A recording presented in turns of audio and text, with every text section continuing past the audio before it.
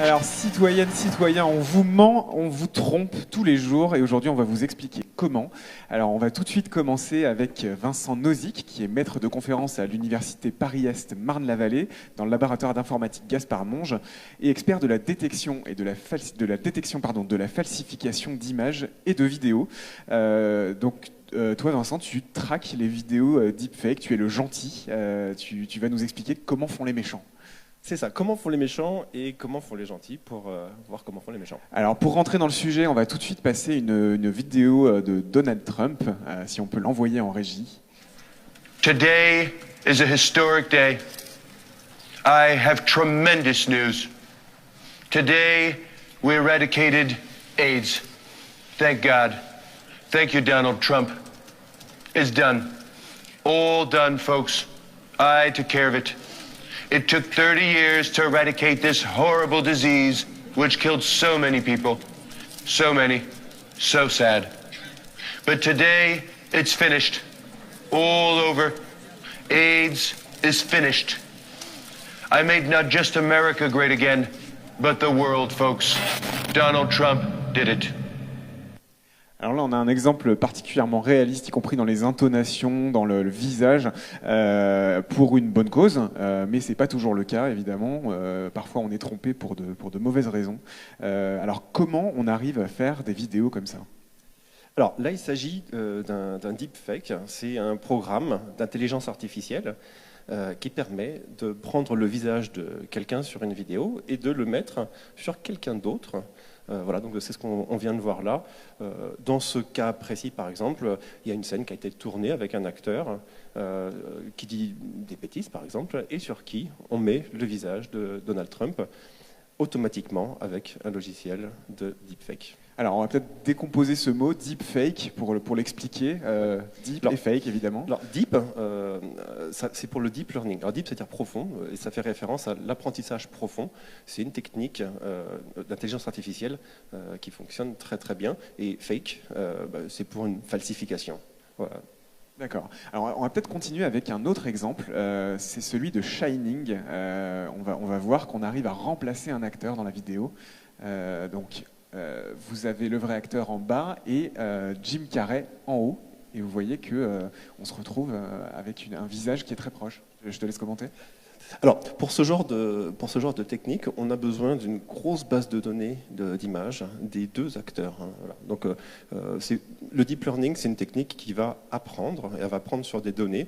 Donc, on fait une grosse collection de données, et puis, une fois que le système est prêt, qu'il a appris, on est capable de générer ce genre de vidéo. Donc là, on a la vidéo source, et puis la vidéo générée avec le fake. Donc concrètement, on prend des points de repère sur le visage original et on fait bouger le visage cible en même temps. Concrètement, ça ne se passe pas comme ça. Alors, concrètement, et c'est ça qui est intéressant, c'est qu'on utilise du deep learning, de l'intelligence artificielle, avec quelque chose qui s'appelle un auto-encodeur. Un auto-encodeur, c'est une sorte on peut dire une sorte de boîte noire. Hein. C'est comme si c'était deux programmes d'intelligence artificielle. Un qui apprend à voir un visage et à le décrire. Et on lui demande, alors il a une contrainte, hein, c'est de devoir décrire un visage avec très peu d'informations. Donc on lui donne un visage, et lui doit dire, c'est quelqu'un qui sourit, c'est quelqu'un qui regarde à droite, qui est éclairé par la gauche. Donc il doit essayer de condenser ça en très très peu de données. Et voilà. Donc là c'est l'encodeur. Et le décodeur, lui, prend ces quelques données, et il doit être capable de se souvenir d'avoir intégré la géométrie du visage pour, à partir de ces données-là, il souriait, regardait en haut, de refaire exactement le même visage. Voilà. Et quand on fait ça, si on fait ça sur une seule personne, c'est très bien. Là, l'idée, c'est de faire un encodeur qui est capable d'observer aussi bien l'un des deux acteurs, aussi bien l'un que l'autre, et qu'on lui demande comment réagit l'acteur source. Il est en train de sourire. Ok, je vais encoder cette information en très peu de données, et je vais prendre le décodeur de la cible qui dit regardez en haut, moi je vais te recréer la cible qui fait le même mouvement, la même expression faciale, et c'est comme ça qu'on arrive à transmettre des intentions sur du visage de l'un vers l'autre. D'accord. Alors on va reprendre encore un autre exemple, c'est l'acteur Jim Meskimen qui a vraiment fait quelque chose de très réaliste, parmi les meilleurs deepfakes, hein, tu me disais. Oui. On va voir la vidéo tout de suite. I'm Jim Eskerman, and I wrote a poem about what it feels like to be an impressionist. Is anything more sad and lame, contemptible, beneath disdain, in short, provoking of disgust, than being an impressionist? A third-rate, even fourth-rate skill. The definition of cheap thrill. Like watching farm equipment rust is watching an impressionist. Vous pouvez remarquer que le visage change toutes les quelques long secondes. since should have died away. Dishonorably mentioned is the pitiful impressionist. Vous avez reconnu Georges? Alors pour ce genre de alors ça c'est un très très bon deepfake. Hein. Moi je le trouve assez bluffant. Hein. C'est impressionnant. C'est quelque chose qui se fait à l'aide de la machine un peu automatiquement, mais pas que. C'est quand même beaucoup de travail. Là, c'est à peu près 250 heures de travail. C'est quelque chose. On utilise à peu près 1200 heures de vidéo avec 300 000 images. Donc ça demande beaucoup de données, quelques efforts. Et par contre, ce qui est intéressant, c'est que ça ne demande pas nécessairement une expertise en traitement d'image ou en informatique. En gros, on peut utiliser des logiciels. En informatique, on dit click button. J'appuie sur des boutons et ça marche. Ce que ça nécessite, c'est d'avoir de l'expérience. Voilà. Le premier sera raté et puis au bout de quelques essais de deepfake, on y arrive. D'accord. On voulait regarder aussi une autre sorte de deepfake qui n'est pas vraiment reconnue comme une deepfake par toute la communauté scientifique. Bon, on ne va pas forcément s'attarder longtemps sur les petites polémiques dans le milieu, mais c'est des images de Barack Obama qui nous permettent de voir le face reenactment. Alors c'est le contrôle de visage. Explique-nous un peu comment ça fonctionne. Alors, peut-être que ce que je peux dire juste avant, c'est là le deepfake qu'on vient de voir, c'était un acteur prévu pour faire la vidéo de Trump, sur qui on a mis le visage de Trump. Il y a une autre approche qui consiste à dire, moi je vais prendre la vidéo de ma victime, entre guillemets, et je vais prendre le contrôle de son visage. Ce qui est très différent, hein. Il s'agit de prendre sa vidéo à lui. Voilà. Et donc il y a une vidéo qui est assez connue, hein, qui est la vidéo de Obama. Peut-être juste avant de parler de Obama, en fait on peut se poser la question de savoir comment on contrôle le visage de quelqu'un. Alors la façon la plus simple, et c'est une façon qui est très impressionnante, hein, c'est de dire, il y a une vidéo de quelqu'un, je voudrais prendre son contrôle, je me place une caméra devant moi, elle va filmer mon visage, et quand j'ouvre la bouche, ou quand je fais ça avec mes yeux, j'écarquille les yeux, ça va agir directement sur la vidéo de la victime, et je pilote son visage avec le mien. Alors, j'ai pas besoin de petits marqueurs comme on pourrait imaginer, comme on peut voir au cinéma. Il n'y a pas besoin de tout ça. C'est-à-dire qu'une caméra, une simple caméra, on la place devant, on la laisse 2-3 minutes à prendre. Regardez comment on réagit. Elle a pris, et ensuite je contrôle le visage de quelqu'un d'autre juste comme ça. Et si je parle, les lèvres vont bouger en même temps que mes mots sortent. Par contre, ce sera ma voix. Voilà. Donc ça, c'est la première façon de faire. Et on s'est dit, bon, c'est pas mal, mais il y a peut-être moyen de faire mieux que ça, ou de faire différemment en tout cas. C'est ce qu'on a vu avec Obama, où il s'agit de plutôt contrôler ce visage avec la voix directement. Donc ce qu'on fait, c'est qu'on prend plein de vidéos de Barack Obama et on regarde comment bougent ses lèvres, on analyse un peu le mouvement des lèvres et on fait une sorte de corrélation, entre quel son provoque quel mouvement des lèvres. Voilà. Et là encore, il s'agit de deep learning, c'est de l'apprentissage. Là, en gros, le signal audio va contrôler le mouvement des lèvres. Tout à fait. Et donc, en gros, il suffit juste de prendre ensuite un imitateur qui a une voix qui ressemble à celle d'Obama. Il va parler, et là, les lèvres vont commencer à bouger en fonction du signal audio entrant. Donc là, on pilote un visage uniquement avec de la parole. Voilà. Donc là, peut-être qu'on a une vidéo d'Obama pour illustrer ça. Hein. Tout à fait, on a la vidéo de Barack Obama.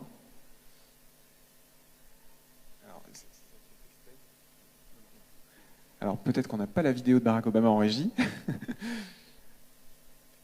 On va passer alors au oui. text-based edition. Et oui, donc il y a une troisième façon de réagir, c'est de dire, moi je parle pas comme Obama, j'arrive pas à le faire, et en plus quand je me mets devant une caméra, je suis pas bien, j'arrive pas. Je préférerais plutôt prendre le contrôle du visage de la personne en lui disant quoi dire, en le tapant. Donc là, il y a des méthodes, il y a une méthode en tout cas qui marche, qui commence à bien marcher, qui dit voilà, bon, ben, j'ai une vidéo. Alors là, les autres méthodes étaient en temps réel, hein, ce qui est très, très important, ça fonctionne en temps réel. Celle-ci ne fonctionne pas en temps réel, elle consiste à dire, je prends la vidéo de quelqu'un et avec l'annotation de ce qu'il dit en dessous. C'est-à-dire en gros, il est en train de dire quelque chose. The market closed today with Apple's stock price at $191.45 per share. Donc là, typiquement, on a modifié le texte en dessous et la personne va redire la même phrase. Mais moi, si j'ai envie de lui dire non, ce n'était pas les bons chiffres, dis d'autres chiffres là. Donc là, ce qui a été barré en rouge, c'était des chiffres. Et j'écris en vert en dessous, j'aimerais bien que tu dises un peu autre chose. Et là, on peut contrôler le discours de cette dame-là. The market closed today with Apple's stock price at $182.25 per share. Voilà. Et donc là, non seulement on a contrôlé sa voix, alors on a repris des éléments de sa voix de la vidéo, du début de la vidéo qu'on ne voit pas ici. Hein. On arrive à recomposer un petit peu des phonèmes et ces phonèmes vont piloter le mouvement de la bouche. Donc visuellement, c'est convaincant. Et là, j'ai plus besoin ni d'être acteur, ni d'avoir la bonne voix. Je lui dis juste, j'aimerais bien que tu dises ça, et elle va dire ça. Donc là, il faut apprendre chaque phonème, chaque sonorité d'une personne pour pouvoir lui faire dire ce qu'on veut. C'est ça. En fait, à chaque phonème, on associe un mouvement de bouche. Enfin, c'est un petit peu plus compliqué que ça, mais ça ressemble beaucoup. Voilà. Et c'est des mouvements qui sont vraiment particulièrement réalistes quand on regarde dans le détail, ou ça fait juste d'une illusion? Alors, là, on va dire que pour ce genre de technique-là, on est vraiment au début. Donc là, ça fait illusion. Si on regarde avec attention, je pense qu'on peut voir la supercherie. Et en pratique, on s'aperçoit que même les vidéos mal faites, elles sont convaincantes. Donc celle-ci qui est d'un ordre, on va dire, correct visuellement, je pense qu'elle est. Au niveau sonore, c'est des petits bouts de phrases qui changent. C'est pas une phrase complète pour l'instant. D'accord. Est-ce qu'on peut utiliser tout ça pour de bonnes raisons, pour de bons usages? Est-ce que tu as d'autres exemples que ce qu'on a vu en ouverture? Alors, effectivement, là, les premiers usages auxquels on peut penser, c'est pas les usages rassurants. Alors, est-ce qu'il existe des usages, on va dire, intéressants? Alors, oui, il y en a quelques-uns. Il y en a un qui est intéressant, c'est l'anonymisation. Alors, on peut penser par exemple à je sais pas, une victime par exemple d'un viol qui témoigne, mettons à la télé, ou qui témoigne de quelque chose qui était difficile. Et alors souvent ce qu'on peut voir à la télé, c'est qu'on va flouter son visage. Et alors ça pose deux problèmes. Alors, il ne faut pas flouter les visages parce que maintenant on a les techniques pour retrouver le visage même quand il est flouté. Il y a l'intelligence artificielle qui peut reconstituer le visage. Donc il ne faut pas le faire, ça. Première chose. Et deuxième chose, on perd de l'information.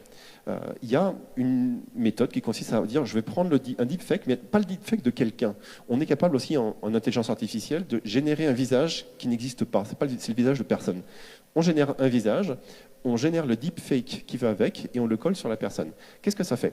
Ça fait que la personne est anonymisée, c'est plus elle qui parle, c'est plus le qu'on voit, on voit un deepfake, donc elle est anonymisée, et pour autant, elle conserve toutes les intentions de sa parole. Donc ça veut dire que les émotions continuent de passer, donc on n'a pas ce filtre tout moche, tout flou. Oui, voilà. La voix distordue. Exactement. D'accord, le message passe beaucoup mieux. Le message passe beaucoup mieux, mais la personne est protégée. Alors il y a une autre application qui peut être aussi assez sympa alors c'est plutôt pour nous, hein, pour les jeux. Quand on téléphone, parfois on peut être content d'avoir la vidéo avec, mais zut, je suis en 3G, ça passera pas. Voilà, bon. Si on fait du deepfake, le deepfake il est capable de condenser l'information du visage en très peu d'informations. Hein, c'est ce qu'on disait au début. Autrement dit, rajouter au message audio les quelques informations de la position du visage, ça coûte pas cher. Donc ça veut dire que on se crée une sorte d'avatar à l'avance, et cet avatar va être animé par notre voix, uniquement par le signal audio. C'est ça, et ce sera un avatar qui sera très crédible.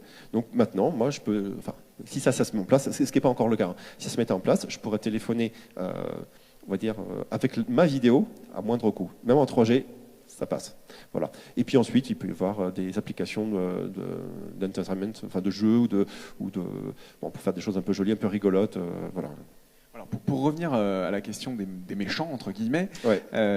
comment on détecte, comment on fait pour aujourd'hui analyser à la chaîne des millions de vidéos et détecter celles qui sont fausses D'accord. la Alors, veille d'une élection, par exemple? Oui, alors, bon, alors ça on en parle peut-être juste après. Alors peut-être alors effectivement, moi ce sur quoi je travaille, c'est la détection des falsifications d'images et de vidéos, donc la détection des deepfakes. Et alors les deepfakes, il faut savoir, alors le deepfake ou le face reenactment qu'on a vu tout à l'heure, piloter le visage de quelqu'un, ça laisse des traces. Donc une première approche pour détecter ce genre de falsification de vidéo, c'est de dire je vais essayer de détecter les traces. Alors il y a des traces, on va dire, assez simple à voir. En anglais, c'est du warping. C'est une sorte de recalage du visage qui a un peu été déformé pour des usages de deep learning. Et ça laisse des traces. On peut éventuellement le trouver. Une sorte de grain autour de l'endroit où on a collé le visage. Ou plutôt d'absence de grain. Ouais. Donc ça, alors à l'œil nu, on le voit pas forcément, mais un ordinateur peut le voir. Ensuite, ça c'est quelque chose qui est propre au deep learning. Il peut faire des erreurs de couleur. Alors c'est pas des erreurs dans le sens où c'est pas joli, mais c'est juste que statistiquement. Donc là, nous on le verra pas, mais l'ordinateur statistiquement, il peut s'apercevoir que la distribution des couleurs, elle n'est pas conforme à ce qu'on attend d'une vidéo. Donc ça c'est un point possible. Il peut y avoir des absences de cohérence géométrique, c'est-à-dire que le deepfake tel que je l'ai présenté tout à l'heure ne fait pas de géométrie. C'est-à-dire qu'il intègre dans le réseau en propre la géométrie du visage, mais ce n'est pas une géométrie à proprement parler. Et donc il peut se tromper en faisant une reconstitution et faire des incohérences géométriques sur le visage. On peut les détecter. Par exemple, les lèvres qui ne sont pas au bon endroit. Par exemple, de face c'est super, et puis de profil j'ai un nez comme ça par exemple. Et alors, donc ça, voilà. De face. Alors que c'est pas vrai. Voilà. Donc ça c'est une possibilité. On peut trouver des incohérences temporelle, c'est-à-dire que chaque image est super bien faite, mais quand je passe de l'une à l'autre, c'était pas tout à fait les mêmes. Donc là on travaille là-dessus pour que, bientôt ça ira plus ça. Mais là on peut rencontrer des deepfakes avec ce genre d'incohérence. Il y a une autre façon qui marche très très bien pour les stars, pas pour nous, pour les stars. Il s'agit d'essayer de retrouver la vidéo originale. C'est-à-dire que je vois une vidéo qui me paraît vraiment douteuse et je fais des recherches. Il y a des logiciels pour ça. Ils disent non, mais en fait, j'ai trouvé une autre vidéo. Regardez, c'est la même scène, c'est le même arrière-plan. Quand il y a quelqu'un qui passe, ça passe en même temps. Les bras, ils bougent pareil. C'est juste le visage et la parole qui changent. Et donc là, si on a les deux vidéos, on se fait une idée. Voilà. On sait qu'il y en a une qui est probablement fausse. Voilà. Et la dernière approche, moi c'est plutôt sur cette dernière approche que je travaille, c'est de dire, il y a des artefacts, très bien, on peut les détecter, mais l'idéal c'est quand même d'essayer de voir si le deep learning ne pourrait pas lui-même essayer de détecter les deepfakes. Donc on lui dit, voilà, je te montre plein de photos, plein de vidéos de deepfake, plein de vidéos de vraies vidéos, et d'après toi, essaie de trouver une méthode pour les classifier, pour savoir qui est vrai, qui est faux. Et ça marche pas mal aussi. On ne sait pas comment ça marche à la fin, c'est du deep learning, donc ça marche bien, mais on ne sait pas pourquoi. Mais c'est une approche qui est intéressante parce qu'il va aller un peu plus loin que les méthodes que j'ai annoncées tout à l'heure. Peut-être qu'ils vont trouver d'autres auxquelles on n'a pas pensé. Voilà. Donc ça peut être... Facebook travaille notamment là-dessus. Ils refusent d'enlever les vidéos qui sont des fausses, mais ils essaient de les détecter et ils ont tout un labo qui bosse pour essayer de savoir ce qui est vrai, ce qui est faux. Tu as peut-être un avis là-dessus? Alors peut-être on peut parler de ça plus tard. Là, mon avis, il est long à exprimer, donc on peut en parler peut-être tout à l'heure. En deux mots, Facebook, ils ont les moyens techniques depuis très longtemps d'enlever tous les deepfakes très facilement. C'est hyper facile pour eux. Mais une fausse vidéo du fondateur de Facebook, Mark Zuckerberg, a été volontairement laissée en ligne pour prouver que Facebook refuse d'enlever ces vidéos-là. Oui. Donc ils n'ont pas la volonté. Il faudra leur demander. Voilà. Alors, est-ce qu'on va réussir finalement? Est-ce qu'on va gagner la bataille? Alors, ça c'est la question qu'on se pose un peu. Alors, peut-être le premier élément là, pour dire, là, est-ce qu'on est en train de gagner pour l'instant? Alors, la réponse est, pour l'instant, on gagne super bien. C'est-à-dire qu'on a des taux de détection qui sont super bons parce que la guerre n'a pas commencé. C'est-à-dire que quelqu'un qui fait un deepfake de Trump, par exemple, on sait, il ne se cache pas que c'est un deepfake. C'est-à-dire que lui, il ne s'inquiète pas qu'on découvre que c'est un deepfake. D'ailleurs, tout le monde le sait, ça se voit au bout de... Quand on a fini de voir la vidéo, on a un doute et puis il s'écrit deepfake en dessous. Voilà. Le jour où on rentre dans une période électorale, par exemple, et on se dit, tiens, je vais faire un deepfake, mais moi, je n'ai pas envie qu'on détecte mon deepfake. J'ai envie que ma vidéo falsifiée demeure, on va dire, suspecte, mais pas identifiée comme deepfake le plus longtemps possible. Et là, la bataille commence. Et là, finalement, c'est qu'une question de temps, puisque imaginons une vidéo qui arrive en ligne 6 heures avant le premier tour d'une élection présidentielle. On a beau la détecter au bout de 6 heures une, on a perdu. Ouais. Comment on fait pour aller plus vite? Alors, nous, pour l'instant, on peut aller plus vite que 6 heures avant, ça c'est bon. Nous, enfin, tout en 1 minute, c'est réglé. Hein. Après, il faut communiquer là-dessus. Hein. Ça, c'est le problème. Parce que le mal sera fait quoi qu'il arrive, en fait. Alors, le mal sera fait quoi qu'il arrive. Et on a beau dire après, bon, non, c'était un deepfake, je vous assure. Dans l'esprit des gens, c'est possible qu'il reste des traces. Hein. Et puis, de toute façon, elle est virale, la vidéo. En 5 heures, on n'a pas le temps d'expliquer ce qui s'est passé. Mais même avant d'aller jusque-là, même si on s'y prend 3 jours avant, on va dire une équipe de gens mal intentionnés qui veulent faire un deepfake qui ne soit pas détectable, pour l'instant, on n'a pas vu ça. Parce que pour l'instant, personne n'a besoin de se protéger d'une détection de deepfake. Le jour où ils veulent s'en protéger, peut-être que nos méthodes ne marcheront plus sur ces vidéos-là. Il faudra qu'on se réadapte et qu'on continue comme ça. Voilà. Donc là, la bataille n'a pas commencé encore. Voilà. Et donc tu envisages plus un jeu du chat et de la souris permanent le jour où la guerre commencera? Ça, c'est une des possibilités. Alors c'est une des possibilités qui est marrante pour nous, parce que nous on est content de jouer à ça, mais on va dire c'est pas vraiment ce qui est souhaitable. Il y a, alors on pourrait dire qu'il y a 3 issues, hein, c'est-à-dire que soit c'est le jeu du chat et de la souris et ça finit jamais. Soit il y a un gagnant, c'est-à-dire qu'on s'aperçoit que non, les deepfakes, ça laisse une trace, de toute façon, on n'arrive pas à l'effacer, on l'enlèvera jamais, ok, perdu. Ou alors, non, on a réussi à faire des deepfakes, et on peut même prouver qu'ils sont indétectables, gagné. Voilà. Donc, finalement, ça rejoint la diffamation, il en reste toujours quelque chose, même si on dément derrière. Ouais, d'une part, il y a ça, et d'autre part, est-ce que cette bataille technologique peut gagner ? On ne sait pas. Donc l'idéal, c'est peut-être de ne pas miser là-dessus et de faire de la prévention. Alors, quand je dis prévention, c'est pas de la prévention. Alors, c'est d'une part de l'auto-éducation, c'est-à-dire que quand on voit. Alors, ça nous est tous arrivé hein, de voir une image, hein, je sais pas, sur Facebook, où on se dit c'est pas possible. Mais on sait que c'est photoshopé, voilà. Bon. Et pour une image, ça nous pose pas de problème. Maintenant, pour une vidéo, on est plus crédule. Et il va falloir apprendre que, comme pour les images qui peuvent être photoshopées, les vidéos peuvent être falsifiées très facilement. Et ça va être de plus en plus facile. Hein. Voilà. Donc, il va falloir s'auto-protéger et puis se dire, voilà, moi, quand je vois une vidéo qui me paraît suspecte, eh bien, en fait, je dois me méfier. Bon, alors ça c'est ce que les gens peuvent faire, mais nous, on peut apporter quelque chose aussi. Hein. Alors, il y a quelque chose qui s'appelle le watermarking, c'est du tatouage sur les vidéos. Le tatouage, alors c'est pas comme un tatouage qu'on aime bien montrer. Hein. Là, il s'agit de laisser une trace sur la vidéo, mais nous, on ne la verra pas. Visuellement, c'est invisible. Il n'y a que l'ordinateur qui peut le voir. Hein. Et là, si je falsifie ma vidéo, la trace, elle disparaît ou elle est modifiée. Autrement dit, moi, si je reçois une vidéo, j'en extrais le tatouage. S'il n'est pas conforme au tatouage de mon téléphone qui a filmé ou de ma caméra qui a filmé, dans ce cas-là, je sais que la vidéo a été falsifiée. Ça, c'est un outil qui est tout à fait prêt, enfin qui est déjà utilisé. Hein, donc voilà, ça c'est une bonne arme. Alors, contre les deepfakes, par contre, peut-être que les journalistes ils vont pas être contents parce qu'un journaliste il dit mais moi j'aime bien faire du montage et peut-être je fais du montage de plusieurs vidéos avec de plusieurs provenances. Donc je vais avoir des identifiants différents. Voilà. Donc il faut qu'on réfléchisse un petit peu à ça.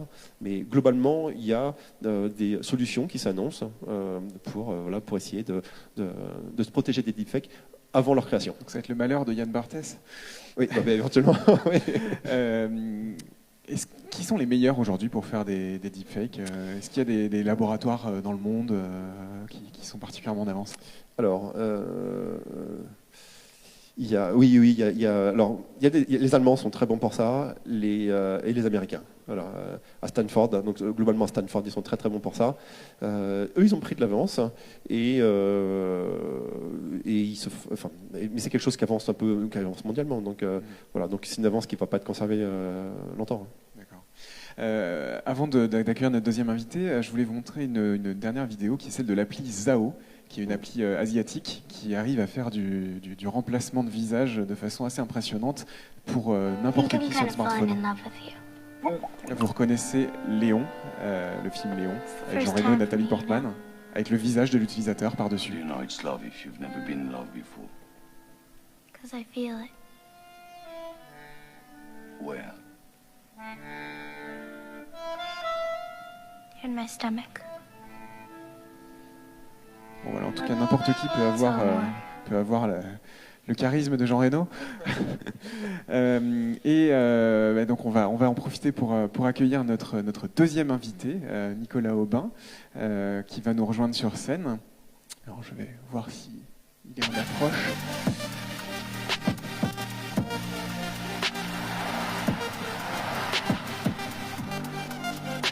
Alors Nicolas Aubin,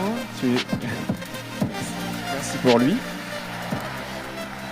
Nicolas Aubin, tu es chercheur à l'IRCAM, l'Institut de recherche et de coordination acoustique musique, et au CNRS, et maître de conférence à Sorbonne Université. Et tu vas commencer par nous parler de ce qu'il y avait avant les deepfakes, les fakes, tout court. Alors oui, tout à fait. Bonjour Guéric, bonjour Vincent. Et donc, oui, alors moi je vais... Oups, ça commence, hop.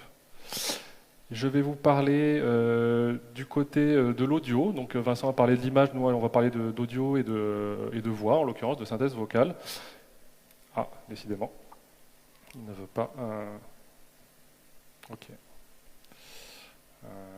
Comment je fais? Je ne sais pas. Ah Les oui, aléas non, techniques. non, ok, j'ai compris. Hop, voilà. Donc oui, alors tout à fait. Alors avant le fake, avant le deepfake, il y avait le fake tout court. Par exemple, je suis allé chercher donc dans les médias des années 2000. J'ai fait un peu d'archéologie, pas très loin, où déjà à l'époque de Ben Laden, les journaux se posaient la question, ou les journalistes se posaient la question de la réalité de vidéos ou de bandes-son qui étaient passées, qui étaient authentifiées comme ayant été produites par Ben Laden. Donc ça, c'est des choses qu'on savait faire en fait dès le début des années 2000 avec des techniques de montage sonore ou vidéo qui étaient plus ou moins bien faits ou mal faits. Mais donc on se posait déjà la question à cette époque-là. Et plus récemment, si vous pensez à ce qu'il y a aujourd'hui, il y a toujours le photomontage un peu basique qu'on trouve sur tous les réseaux sociaux et qui sont largement diffusés partout, ou qui consiste à prendre une image qu'on retire de son contexte. Par exemple, moi j'ai à l'esprit un bateau avec chargé de personnes qui arrivent, et puis un texte qui décrit le contenu de l'image. Ah, regardez tous les migrants qui arrivent à la porte de Marseille ou de je sais pas où, etc. Donc ça, c'est des montages audio ou d'images ou vidéos qui sont relativement grossiers et qui déjà sont pris pour argent comptant par beaucoup de gens qui relaient ces informations autour d'eux. Donc voilà, ça c'était le fake d'avant. Donc, juste pour remettre les choses en contexte, toi, tu es expert de l'audio, Oui. Et tu vas nous expliquer un petit peu en quoi l'audio joue un rôle essentiel et comment il peut permettre de rendre une deepfake plus crédible. Exactement. Alors moi je vais m'attacher à la voix. Mais alors là on était sur le fake un peu grossier. Donc les photomontages un peu bidons, on peut facilement, en sourçant soi-même sur Internet, retrouver l'origine et donc se rendre compte du faux. Le deepfake, comme l'a expliqué un peu Vincent, c'est le passage à l'échelle supérieure. Ça défie la perception humaine. On ne peut plus discerner la différence entre ce qui est le vrai contenu et le faux contenu généré. Et ça défie aussi, en partie, la perception des machines, donc pour détecter automatiquement ce qui a été généré comme faux. Donc nos sens à nous sont trompés, et on a besoin d'un ordinateur particulièrement intelligent pour détecter. Exactement. Et donc là, je reprends la vidéo. Alors, on ne va pas la regarder en entier. Vincent l'a déjà diffusée. On va la regarder juste un tout petit peu. Donc, tiens. It's like to be an impressionist. Is anything more sad and lame, contemptible, beneath disdain, and Voilà, donc on va sauter parce qu'on l'a déjà vu. C'est simplement pour dire quelque chose qui est peut-être pas évident pour tout le monde, mais c'est qu'en fait les visages sont modifiés donc de manière extrêmement réaliste, mais en fait au niveau du son, dessous, c'est l'acteur qui imite. Donc ce n'est pas une voix de synthèse, la voix de l'acteur n'est pas modifiée, c'est l'acteur qui fait l'imitation. Et donc ça, c'est dans la quasi-totalité des vidéos de deepfake qu'on peut voir aujourd'hui, c'est comme ça que ça fonctionne.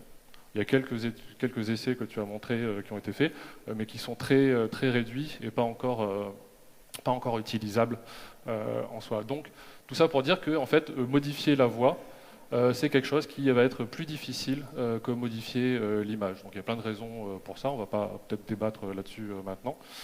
Mais voilà, alors en fait les fakes, on savait en faire depuis quelques temps déjà. Moi j'avais fait ma thèse donc à l'IRCAM sur la synthèse de la parole à partir du texte et je m'étais amusé à reproduire la voix de l'acteur et du comédien André Dussolier. Il y a eu un article du Monde là-dessus, déjà en 2011, on a volé la voix d'André Dussolier. Et donc, la machine, elle était capable de produire des textes comme ça. Il était une fois une petite fille de village, la plus jolie qu'on eût su voir. Sa mère en était folle, et sa mère grand plus folle encore.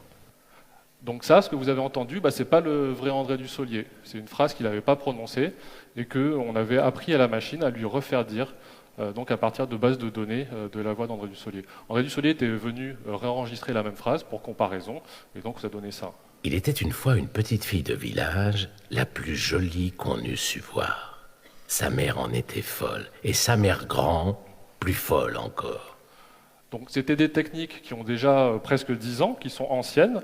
On arrivait déjà à des résultats quand même intéressants. Le problème, c'est que ce n'était pas systématique. Donc il y a des phrases, ça marche très bien, il y a des phrases, ça marche moins bien, et on arrive avec la perception, si on fait vraiment attention, il y a des petits glitches à certains endroits où on dit « Ah tiens, ça, il y a une petite anomalie, c'est peut-être pas un contenu réel. » C'est quand même impressionnant. Hein. Enfin, là, on se fait tromper tout de suite par le fou André Dussolier. Et en écoutant de près, on peut détecter quand même des choses. Alors. Oui, si on fait attention et qu'on a un expert sous la main, il peut dire oui, c'est un peu, il y a des endroits un peu étranges et il y a des algorithmes qui peuvent être utilisés pour justement détecter automatiquement ces artefacts, on appelle ça. Et donc ça, c'était il y a 10 ans, et en fait, la recherche a beaucoup avancé depuis.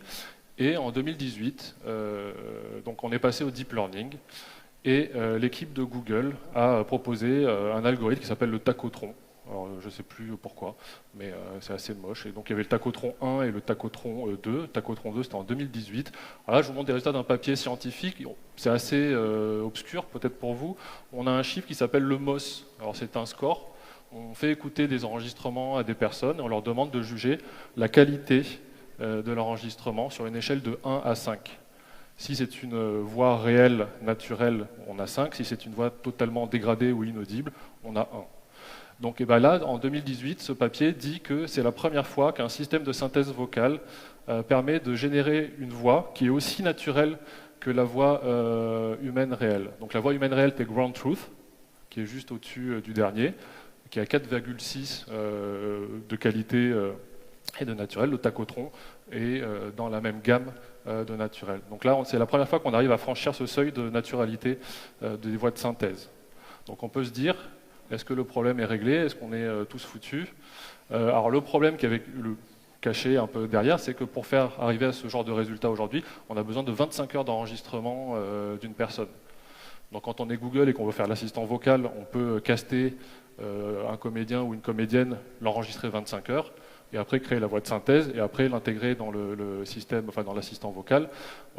Quand on est Monsieur Tout-le-Monde, on n'a pas forcément des studios à disposition et beaucoup de temps à passer pour enregistrer. Ceci dit, Google ou Amazon ou tous ceux qui font des assistants vocaux enregistrent ce qui se passe même quand ils sont éteints.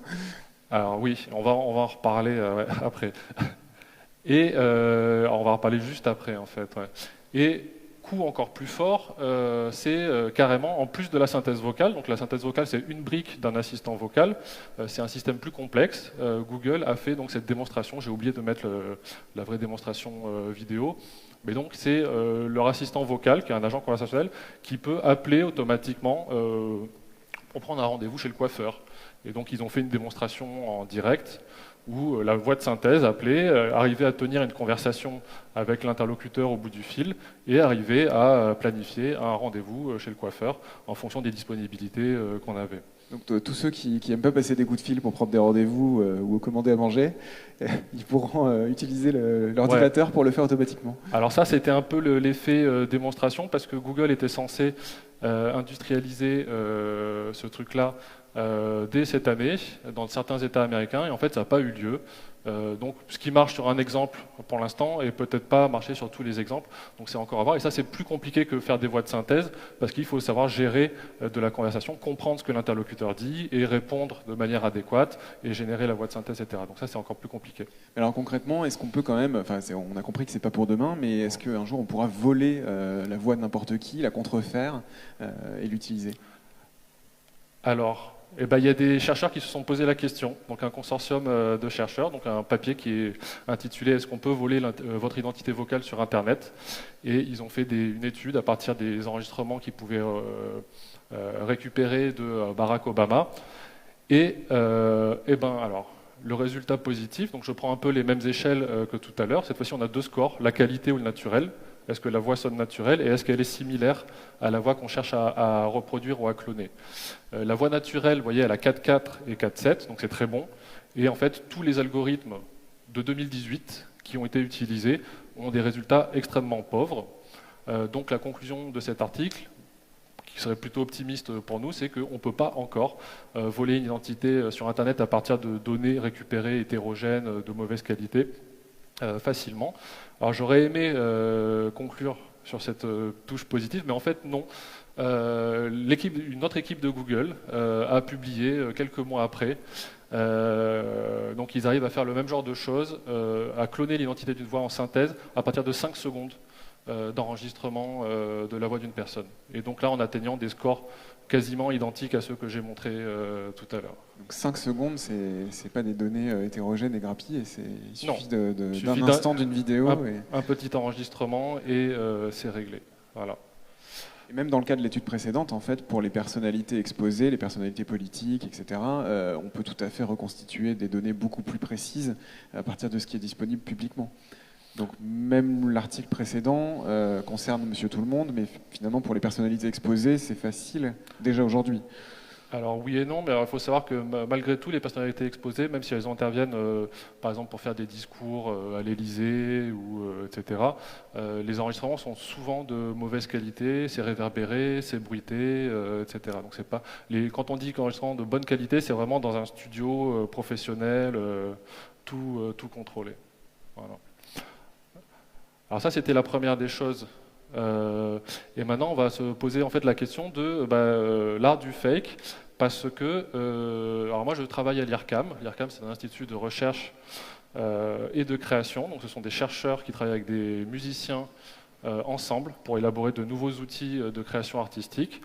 Et en fait, finalement, l'artiste, de la position, le point de vue qu'il a, est quelqu'un qui a un point de vue privilégié vis-à-vis du faux, et on peut être tenté de postuler que finalement l'artiste est le premier des faussaires ou le maître en faux. C'est quelqu'un dont la tâche première et la fonction est de créer des artefacts, des choses réelles.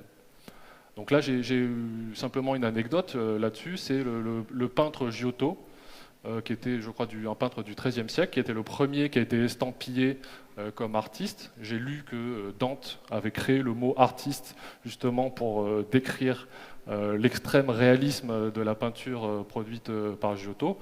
Et donc il y avait des histoires à l'époque justement où il s'amusait à peindre avec un tel réalisme, par exemple une mouche sur une toile, qui était tellement réaliste qu'elle dupait le maître lui-même qui essayait de dégager la mouche sur la peinture. Donc cette histoire, je ne sais pas si c'est un vrai ou un faux, ce sont des mythes qui suivent un peu l'histoire de l'art. Je l'ai aussi entendu à propos de Vinci, etc., donc un peu plus tard. Mais donc l'artiste, c'est le premier des faussaires, et nous, à l'IRCAM, finalement, en tant que chercheurs et ingénieurs, depuis sa création au début des années 80, on cherche à créer des faux les plus réalistes possibles pour être produits dans la création artistique, pour savoir produire de l'inouï, mais de l'inouï réaliste. Voilà. Et donc on va avoir différents exemples de ce qu'on est capable de faire. Alors, l'exemple le plus connu, là je ne vais pas montrer de vidéo, c'est que déjà en 1994, donc il n'y avait pas de DIP, il n'y avait rien, il y a eu ce film de Gérard Corbiot, Farinelli, où l'IRCAM a contribué à recréer la voix d'un castrat. Alors un castrat, ce sont des chanteurs qui étaient c'était à la fin du 19e siècle, je pense, et donc il n'existe plus au moment du film, c'est interdit voilà. Et à partir, donc on a reconstitué la voix d'un castrat de manière artificielle en recombinant ensemble la voix d'une soprano et d'un contralto. Voilà. Donc on les mélange ensemble et on arrive, donc tout le film, toute la voix chantée qu'on entend est une voix fictive, fausse, qui a été recréée de toutes pièces en combinant deux chanteurs. Et pour ça, à l'époque, il y avait déjà des traitements informatiques particuliers ou c'était Alors oui, alors il n'y avait pas du tout d'intelligence artificielle, il y avait beaucoup d'intelligence humaine. Donc c'était de l'algorithmie, de la programmation informatique et du traitement du signal, et aussi beaucoup de temps passé à la main à régler, corriger, améliorer. Donc, l'humain reste essentiel, même aujourd'hui encore, pour ajuster un audio. Alors aujourd'hui encore, oui. Donc on va passer. Ah non, hop là. Hop, on va passer. Oui, donc il reste encore essentiel. On va montrer d'autres exemples également de production qu'on est capable de faire. Donc typiquement, là, on avait un autre exemple. Donc il me devance, le lion qui rugit. Et donc toujours dans cette idée d'agglomérer des sons ensemble et de produire des choses irréelles. Donc là, on avait un son de lion. On a un enregistrement de paroles. Once upon a midnight dreary. Donc ça, c'est la voix de Sean Connery. Et on peut les mélanger ensemble. Par des algorithmes et qui permettent de bestialiser, de rendre bestiale la voix humaine. Once upon a midnight dreary. Voilà, donc ça c'est des choses que vous pouvez entendre régulièrement au cinéma ou dans des films, par exemple. Et donc là on va faire une petite démo avant de sauter justement sur les algorithmes qui sont...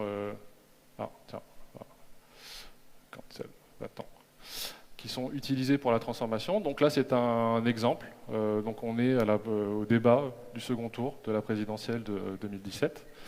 Donc Madame Le Pen à gauche, Monsieur Macron à droite.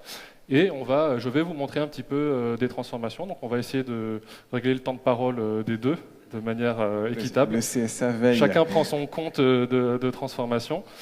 Et on va commencer, je crois, par Madame Le Pen. Alors, on va lancer la vidéo. On va lancer la vidéo. Emmanuel Macron qui conclurait. Mais avant de nous intéresser à vos propositions, quel est votre état d'esprit? On va sauter un petit peu. Le dépeçage de la France par... Donc là, je fais pause. Madame Le Pen parle. J'ai mon petit logiciel à côté. Et en fait, on va voir. Je vais commenter en même temps que je bidouille comment on arrive à transformer en temps réel la voix de Madame Le Pen. Donc je vais juste... Ah, je ne peux pas, donc tant pis. Ça, c'est pas grave. Et donc on va relancer la vidéo. Les grands intérêts économiques du communautarisme. Et donc on peut changer la hauteur de la voix. Et tout cela piloté par Monsieur Hollande, qui est à la manœuvre maintenant de la manière la plus claire qui soit. Monsieur Cazeneuve a même dit, je crois que c'est hier ou avant-hier, votez dimanche résolument pour Emmanuel Macron, faites-le avec la fierté de ce que nous avons accompli et le désir de voir ce que nous avons accompli. J'exagère à dessein. Bon, et bien moi, face à cela, je suis la candidate du peuple. L'idée, c'est qu'on peut transformer l'émotion, ce qui est transmis par la voix, en fait, on peut le changer pour rendre quelqu'un plus énervé, plus détendu. Alors là, surtout, essentiellement, ce logiciel, il permet de changer la personnalité vocale en modifiant la hauteur et le timbre de la voix. Donc on peut aller assez loin de sa culture, de sa civilisation, de son unité. Je suis la candidate de la nation qui protège nos emplois, qui protège la sécurité de nos compatriotes, qui protège nos frontières, qui nous protège face à la concurrence internationale déloyale, on peut face à la aplatir montée la en voix, puissance la rendre du fondamentalisme islamiste. Et puis, somme toute, les Français ont aussi pu voir le vrai Macron dans ce second tour. Revenir, voilà. La bienveillance on peut la faire chevroter. Fait place à la médisance. La stratégie marketing a été reprise en main par la machine du PS. Donc là, on peut faire croire qu'elle est en difficulté dans le débat parce qu'elle chevrotte. Exactement, par exemple. L'enfant chéri du système et des élites. Et puis on va passer à Monsieur Macron un petit peu plus tard. Si j'arrive à trouver la vidéo, voilà, hop. Alors là, normalement, il peut parler. Candidate de l'esprit de finesse, de la volonté d'un débat démocratique équilibré et ouvert. Merci pour cette belle démonstration que vous venez de faire, Madame Le Pen. Je ne m'attendais pas à autre chose. Moi, je ne vais pas vous dire que vous êtes la véritable héritière, non seulement d'un nom, d'un parti politique, du parti politique de l'extrême droite française, de tout un système qui prospère sur la colère des Français depuis tant et tant d'années. Je ne vais pas vous dire... Etc. Et on peut le rendre chuchoté. Puisque vous l'avez porté depuis que vous avez repris ce parti et etc. Donc les possibilités sont extrêmement grandes. Et donc, tout ça lié à de la vidéo qu'on aurait modifiée aussi, ça permet de transformer totalement le message transmis par une apparition télévisée ou par un débat. Tout à fait, tout à fait. Alors nous, ce qu'on a utilisé, on a eu différents cas d'application. Dans la création artistique, par exemple, c'était avoir un acteur sur scène et être capable de créer une douzaine de voix, toutes contrôlées par la voix de l'acteur en temps réel. Ça, c'était quelque chose qui a été fait, voilà. Et nous, on a utilisé ce genre de logiciel, ce genre de technologie pour anonymiser. Tu parlais tout à l'heure d'anonymisation de visage. On peut anonymiser des voix. Donc on a participé à un documentaire qui s'appelait l'Europe judiciaire. C'est un triptyque où on anonymisait des voix de protagonistes de procès, etc. en cours. Donc c'était important de garder leur anonymat. Et aussi sur le documentaire de Canal+, Les Guerriers de l'Ombre, récemment. Ce sont des agents secrets, donc du coup qu'on a anonymisé en utilisant ce genre de logiciel. Donc l'objectif, c'est de changer l'identité vocale pour gommer l'identité d'origine. Oui, on disait tout à l'heure qu'un floutage vidéo, on pouvait le déconstruire pour retrouver l'image. Finalement, avec ça, on ne peut pas déconstruire, on ne peut pas remonter à la source, à la fois en vidéo et en audio. Quand c'est reconstruit totalement, on ne peut pas remonter à la source. Ça devient plus compliqué. Ouais. Et donc là, on passe à une autre étape. Donc c'était juste avant là, on arrive déjà à l'intelligence artificielle. C'est la conversion d'identité de la voix. Donc c'est être capable, à partir de collections d'enregistrements, un peu ce que j'ai montré avant les papiers, de capturer l'identité vocale d'une personne pour pouvoir la reproduire. Donc nous, on la reproduit dans des films, notamment le film de Philippe Parreno, Marilyn, qui est un court-métrage de 20 minutes, dont on va passer une séquence. Et en fait, ce qu'on fait, nous, à l'IRCAM, pour reproduire l'identité vocale, on ne refait pas de la synthèse vocale à partir de rien.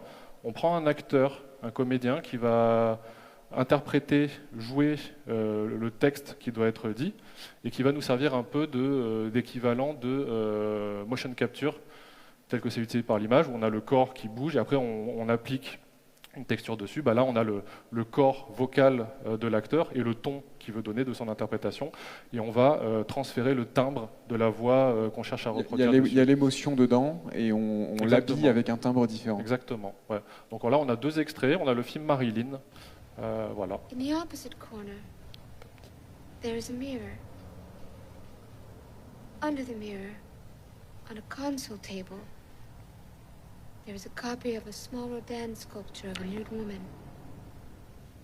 a black telephone, and a perfume bottle. Donc ça, c'était un extrait qui a été présenté quand il a été diffusé la première fois. Il y avait des personnes qui avaient connu réellement Marilyn et qui étaient donc extrêmement frappées et émues par le réalisme de la reproduction que nous avions réussi à atteindre pour cette production. Pour ça, il a fallu avoir une actrice qui avait une voix proche de celle de Marilyn Monroe. Ouais. Nous, on est encore dans un état où on ne peut pas recréer une voix à partir de n'importe qui. On a besoin, pour aider, pour les besoins de production et de réalisme maximal, d'avoir déjà à la base une voix qui est la plus proche possible de la voix qu'on cherche à reproduire. Et nous, on va améliorer encore plus pour atteindre un degré de réalisme plus frappant. Donc c'est la différence entre un imitateur qui ferait un registre comique et une reproduction crédible. Donc on a la même chose pour le documentaire Jugé Pétain. Donc, je vais passer 2 extraits également. Donc là c'est assez simple, c'est une série de documentaires en 4 parties sur le procès du maréchal Pétain, qui était un film muet. Et donc on a recréé tous les audios avec la technique de conversion d'identité vocale.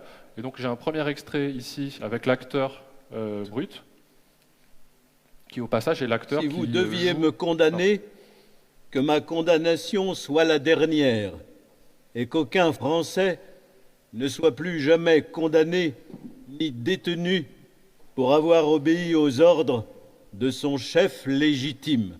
Mais, je vous le dis, à la face du monde, vous condamnez, que ma condamnation soit la dernière. Je reviens un tout petit peu en arrière. Donc ça, c'était l'acteur Philippe Pétieux, en fait, qui est l'acteur qui refait la voix, le doublage de Homer Simpson et du grand-père Simpson. Donc c'est assez loin du maréchal Pétain. Et donc par apprentissage, on a réussi à recréer cette voix-là, qui est celle du maréchal Pétain. Si vous deviez me condamner, que ma condamnation soit la dernière, et qu'aucun Français ne soit plus jamais condamné ni détenu pour avoir obéi aux ordres de son chef légitime. Donc là vous avez rajouté à l'IRCAM un grain ancien sur le son. En plus. Ouais. Alors ça, c'est le monteur son qui, pour faire plus réaliste encore, a rajouté un petit grain ancien dans les vidéos. D'accord. Alors, on va peut-être passer à une session de questions-réponses. Je ne sais pas si tu voulais peut-être passer une slide très rapidement. Je vais dire deux choses très rapidement avant de passer aux questions. Oui. Alors les futurs, il y a un futur assez anxiogène qui a déjà été mentionné, c'est on va voler notre voix, on va faire des trucs de malfaiteurs, il y a eu déjà des arnaques à la voix qui ont été faites, etc. Ça, c'est une première chose, c'est le côté très anxiogène des deepfakes. Il y a un autre côté, qui est moins mentionné, donc là que je présente, c'est Alexa. Alexa, c'est un assistant, donc il nous enregistre en permanence, ça on le sait déjà, et c'est pas vraiment contrôlé, mais aussi c'est une voix de synthèse, et cette voix de synthèse, elle peut adopter un ton particulier qui peut vous inciter à faire un achat, qui peut vous dire « Ah, ça c'est ce que tu as fait, c'est pas bien, etc. », culpabiliser. Et donc ça peut être du coup un outil de domination de l'intelligence artificielle, de l'assistant vocal sur l'individu. Voilà. Donc ça, ce sont des choses à contrôler. Et alors tout n'est pas noir. Donc je voulais une touche positive. Donc il y a la touche créative qui est déjà intéressante en soi. Mais aussi le deepfake, c'est un merveilleux outil qui pourra être utilisé pour étudier l'humain. Donc je vais juste conclure là-dessus, décrire cette expérience.